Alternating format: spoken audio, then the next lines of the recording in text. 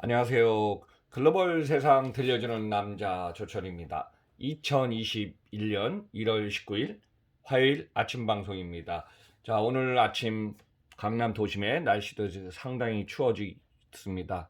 영하 지금 기온 11도입니다. 오늘도 영하권의 날씨니까요. 여러분들 따뜻하게 하시면서 오늘 이동하시기 바랍니다. 자, 오늘의 우선 주요 뉴스 네 가지 갖고 왔고요. 여기서 이제 조 박사의 재연 코너 하나 지금 메시지 전달하겠습니다. 그리고 우선 제 이제 주요 내용 한번 좀 메시지 전달하겠습니다. 자, 미국의 다우존스가 3814포인트. 자, 1달러 환율 1107원. 사실 뭐 달러 값이 이게 하락하는 게 맞긴 맞는데요. 어제 이제 코스피도 지금 주가가 큰 폭으로 하락했고, 그리고 주요 주가 지수가 하락하면서 달러가 지금 7원 정도 상승했습니다. 자, 어제 코스피 3013으로요. 지금 2.33포인트 지금 하락했습니다. 코스닥도 944 같이 하락했네요. 어제 주요 내용을 보니까 삼성전자 관련 그룹 16개 회사 주식 23개 종목이 전부 폭락했습니다. 그래서 지금 어제 총 하루 50조 원의 이제 시가총액이 줄어들었는데, 그중에 이제 삼성그룹 관련한 거 포함하면 삼성그룹 자체가 28조 원 하락 줄어들었다고 합니다. 그래서 참고로 여러분들 이제 우리나라 코스피 시가총액이요 2천조 원이 넘었거든요. 그 중에 삼성전자의 주가가 거의 한 4분의 1, 25%를 차지하고 있습니다. 그래서 어제 삼성전자 코스피 1위 기업 3천원 하락해갖고 85,000원, 시가총액 507조 원입니다. 자, 그래서 어제 이제 코스피의 외국인이 2,195억 원, 또 기관이 2,724억 원 순매도였고요. 역시 개인이 계속 지금 매수를 하고 있네요. 5,136억 원 순매수 6일째 연속 지금 개인의 투자자들은 계속 매수를 하고 있습니다. 그러니까 동학개미는 계속 사들이고 있네요. 사자의 흐름입니다. 그리고 여기서 이제 전 세계 기름값입니다. 그전에 주춤했던 유가가 1배럴, 미국의 텍사스 WTI가 52달러, 두바이유 54달러, 브렌트유 55달러, 그러니까 50달러 이상 되는 상황이 계속 지금 진행 중에 있습니다. 자, 오늘은요, 네 가지 중에 첫 번째, 편의점. 제가 이제 편의점의 2020년 점포수 데이터하고요, 관련된 물류 내용을 조 박사의 재원에 말씀드리겠습니다.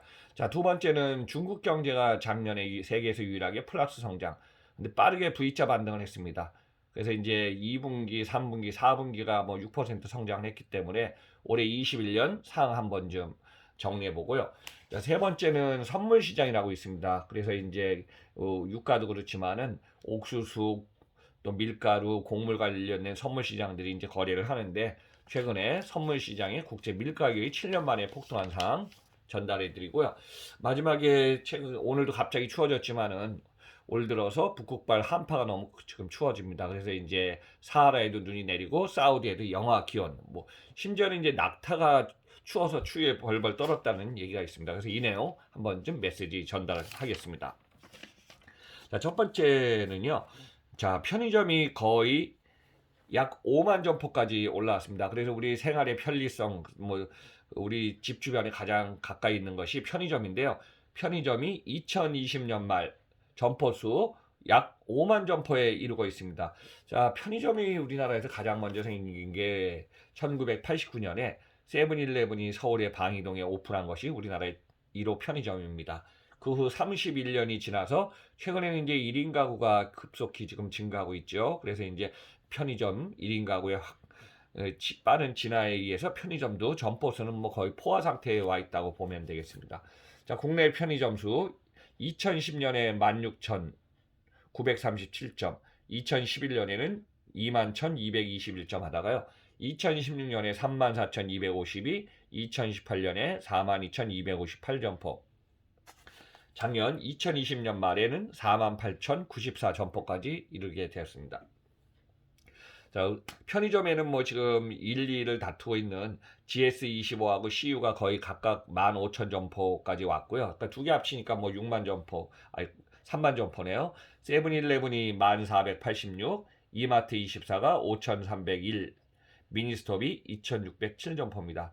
여기에다가 이제 중소 브랜드라든가 개인 운영의 편의점 소규모가 있기 때문에 다 합치면은 5만 개 점포 정도가 될 걸로 보고 있습니다.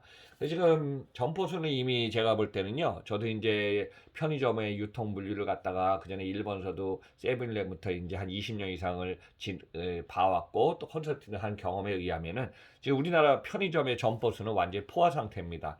그래서 GS 이런 상황에서 GS하고 CU는요 매달 70개, 80개 점포가 생겨나고 또 없어지고 생겨나고 없어지면서 이제 늘어나고 있는데 편의점의 매장이 우리나라 같은 경우는 25평 이내가 많고요. 또 점포가 상당히 규모가 지금 매장이 큰 매장이 별로 없거든요. 그러다 보니까 객단가나 매출, 월 매출이 생각보다 이렇게 많지 않은 것이 전제 상황입니다. 그래서 우리나라 인구가 이제 5,180만 명이니까 우리나라 인구의 지금 1,077명당 한 개 점포입니다. 참고로 1973년에 일본의 편의점은 세븐일레븐 재팬부터 시작됐는데요.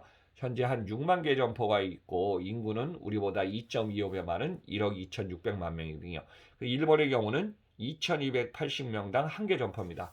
그래서 우리는 일본은 6만 점포인데 우리나라는 지금 5만 점포에 4만 8천 점포니까 편의점의 수가 상당히 많은 걸 여러분들 한번 좀 이해하시면 될 것 같습니다. 자, 편의점에는요. 기본적으로 특징이 있습니다. 자, 시간의 편리성입니다. 24시간 영업하고 있죠. 장소, 집이나 사무실 근처에서 반경 500m 주변에는 뭐 편의점이 거의 몇 개 점포가 보일 정도죠. 자, 구매의 편리성은 편의점에는 상품을 어소트먼트 해갖고 보통 2,500개에서 3,000개 아이템을 갖다 편의점에 잘 팔리는 상품 중심으로 상품을 진열해 놓거든요. 그래서 이제 편의점 매장 들어가서 보통 상품을 구매해서 카운터 계산하고 나오면 보통 3분에서 5분 안에 끝날 겁니다. 빠르면 1분 안에 끝나는 경우도 있죠. 자, 이제 컨텐츠의 서비스에다 최근에 주목된 것은 주문이나 배송 서비스가 지금 증가하고 있습니다. 그러니까 말하자면 라스트 마일 딜리버리죠. 그리고 편의점 바깥에 보면 로커가 있어서 보관함도 있고 또 서비스 차원에서 세탁도 해주고 펫 케어도 해주고 배달, 보험 가입 등 다양한 지금 서비스를 편의점은 제공하고 있습니다. 그래서 이제 편의점은 지역 밀착형이나 생활 편리형 점포로서 우리 주변에서 큰 서비스를 지금 제공하고 있습니다. 2019년 기준에 지금 1인 가구가 614만 가구로 이제 전체 한 30.2%하고 하니까 1인 가구의 속도는 계속 늘어나서 지금 정확하게는 한 700만 가구까지 지금 근접했다고 합니다. 그리고 2020년 작년에는 코로나19의 영향도 있지만은 다이어트 관련 식품이 구매가 증가됐고요. 또 프로틴 음료, 간편 샐러드, 닭가슴살 등 이런 지금 먹기 쉬운 상품, 이런 상품들이 계속 매출이 증가하고 있는 것이 현 상황입니다. 그래서 푸드 코너가 지금 강화돼 갖고요. 맛있는 음식 또 편리한 음식 이런 음식들이 지금 잘 팔릴 쪽으로 지금 되고 있습니다. 그리고 지금 주력하고 있는 것이 이제 라스트 마일 딜리버리인데요. 상품이 목적지까지 배송되기 위한 과정에 보통 이제 배송을 해야 되니까 차별화하고 최적화의 지금 서비스를 지금 진행하려고 하고 있습니다. 그래서 도보 배송, GS 리테일하고 지금 CU가 진행하고 있고 일정 금액의 배달료를 내면요. 편의점 상품을 배달하는 서비스로 주문을 접수하면은 접수한 순간에 이제 인근의 배송 인력한테 주문 확인이 넘어가면요. 그 사람이 이제 와서 배달 목적지까지 배달을 완료하는 시스템을 지금 체계화시키고 있습니다. 자, 여기 이제 IT의 역할이 점점 중요해지고 있습니다. 그래서 이제 IT의 오프라인 점포에 적용해 갖고요. 고객의 편리성을 향상시키는 게 중요해서 자율주행을 탑재한 로봇을 지금 개발 중에 있습니다. 그래서 배달 서비스에 이제 도입해서 상품을 목적지에 이동 배달하는 것이고요. 예를 들어 이제 건물 지도를 학습시켜 갖고 빌딩 내 엘리베이터를 타고 배달 가능하도록 한다고 합니다. 그래서 이제 향후에는 오피스 빌딩이나 호텔 등을 서비스로 이제 시행할 예정이라고 하고 IT는 또 하나 이제 점포에 사람이 없는 거 무인 자동화 점포를 지금 많이 개발하고 있습니다. 그래서 보통 이제 야간에 밤늦은 시간에 매출 객단가가 안 올라오고 손님이 안 들어온 데서 이제 계속 어디에 카운터에 직원이 뭐 한 명, 두 명 있는 것도 이제 쉽지 않기 때문에 자꾸 무인화를 시켜서 점포 개발을 갖다가 자동화시키는 흐름도 지금 많이 보이고 있습니다. 참고로 편의점의 선진국 일본은요, 지금 24시간 이후에 어떤 객단가 손님이 적은 점포 같은 경우는 24시간 내 저기 뭐예요, 그 영업을 안 하고요. 24시부터 6시까지 아니면 이제 왜 아침에 이제 도시락 와야 돼. 그 시간대에는 점포를 지금 문을 닫는 어, 지방 상권들도 있습니다. 그래서 이것은 지역마다 동선이 다르고 밀집도가 다르기 때문에 사항은 조금 다른 사항입니다. 그래서 제가 뭐 이 내용을 설명하면서 또 다시 한번 정리해 보면은 한국 편의점 약 5만 개 점포가 있는데 점포 수는 포화 상태다. 매출 규모는 25조 원입니다. 일본의 편의점은 6만 개 점포인데요. 매출 규모가 어느 정도냐면 110조 원이 넘어서 120조 원을 달려가고 있거든요. 그러면 일본은 편의점의 매장이 그만큼 규모도 크고 객단가 크고 또 수익 구조가 높은 상품들을 좀 많이 진열한 거죠. 그래서 이제 영소 규모 매장이 아니기 때문에 앞으로 우리나라 편의점도 매출, 객단가, 서비스 차원에서 지금 계속 강화를 시켜야 될 것 같습니다. 점포 수는 여기서 더 많아진다면은 뭐 어쩔 수는 없겠지만은 점포 수가 이제 한정돼서 더 많아진다면은 거기서 뭐 매출이 다 급격히 올라가는 게 아니라 우리 보면은 영세 점포가 더 지금 많아질 걸로 지금 예상되고 있습니다. 그래서 편의점의 포화 상태, 점포 증가는 크게 늘지 않을 것 같고요. 객단가나 서비스 차원을 강화시켜서 해야 될 것이 지금 중요할 것 같습니다. 그래서 이제 우리 항상 보면 일본도 30 몇 년 사이에 대형 점포 오프라인이 거의 다 축소가 된 상태에서 유일하게 지금 편의점만 30 몇 년 동안 거의 40여 년 있으면서 점포가 거의 성장 지속 매출도 커지고 점포는 이제 늘어나면서 지금 정체했지만은 이런 상황이거든요. 그래서 이제 우리 생활 주변에 가까이 있는 평생 고객과 같이 가는 매장이 융합형 편의점이 아닌가 저는 이렇게 개인적으로 보고 있습니다. 자, 두 번째 소식은요. 중국의 경제가 V자 반등했습니다. 자, 2020년 코로나19에 중국에 이제 우한에서 시작해갖고 중국도 1분기는 마이너스 6.8 역성장해갖고 최대 위기상을 맞이했죠. 그렇지만 빨리 봉쇄 차단해갖고 2분기부터 제조공장 생산 라인을 가동을 정상화시켜갖고 2분기 3.2 성장, 3분기 4.9 성장, 4분기는 6.5% 성장해갖고 2020년은 2.3% 성장을 유지했습니다. 그리고 올해 21년도에는요. 8% 성장을 예상한다고 합니다. 그래서 이제 중국은 가파르게 V자 반등에 성공해서 세계에서 유일하게 플러스 성장을 이룬 상태고요. 중국 국가통계국에 의하면은 2020년 국내 총생산 GDP가 101조 5,985억 위안, 그러니까 100조 위안을 넘어섰다고 합니다. 처음으로. 그래서 이제 전년 대비 2.3% 증가했고요. 약 1경 7,289조 원이라고 합니다. 자, 저도 이제 우리 돈으로 1경은 처음 이제 요 근래 이제 말하기도 쉽지 않은데 1경을 한번 좀 얘기해 보네요. 그래서 당시에 이제 1970년에 문화대혁명 때 마이너스 1.6% 성장 이후에 거의 44년 만에 중국은 지금 가장 낮은 수치 2.3%를 작년에 이제 경제 성장했다 합니다. 중국의 총 GDP가 전년도에 미국은 21조 달러인데요. 중국은 한 14.4조 달러거든요.